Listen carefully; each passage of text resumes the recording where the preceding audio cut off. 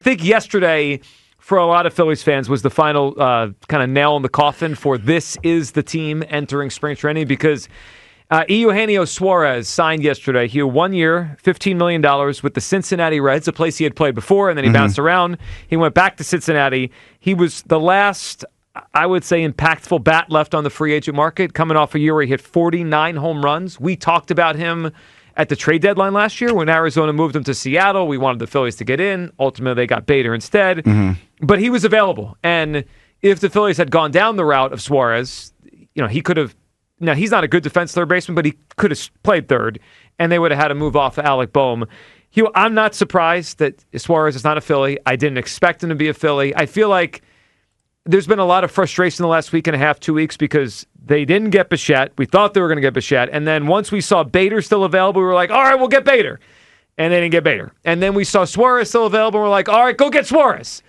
And they're not going to do that either. Hugh, it's pretty obvious when they use the word content, they meant it. They are content with their baseball team as we enter spring training. You know what's funny? Because they said that earlier, and then they tried to go get Bo Bichette. That didn't happen.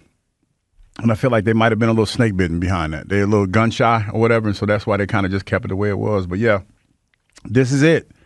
Topper better do one hell of a managerial job this year. Got to get it done. Well, putting the pressure on Topper? I mean, but that's what you don't think that's what it – Didn't they give him like an extension or like a year or two extension or something like that? They tacked 1 year on. Yeah, so and they have Mattingly who now else is it on? Yeah, it's on Topper. Players. I mean, it's on. But when you don't get the guys that when you tend to kind of run it back, well, that's kind of what you're left with. To your point, they are putting it on the team that we just had. Yes, they're saying you go be better. Everybody, that includes Topper. They are. And look, to your point, Hugh.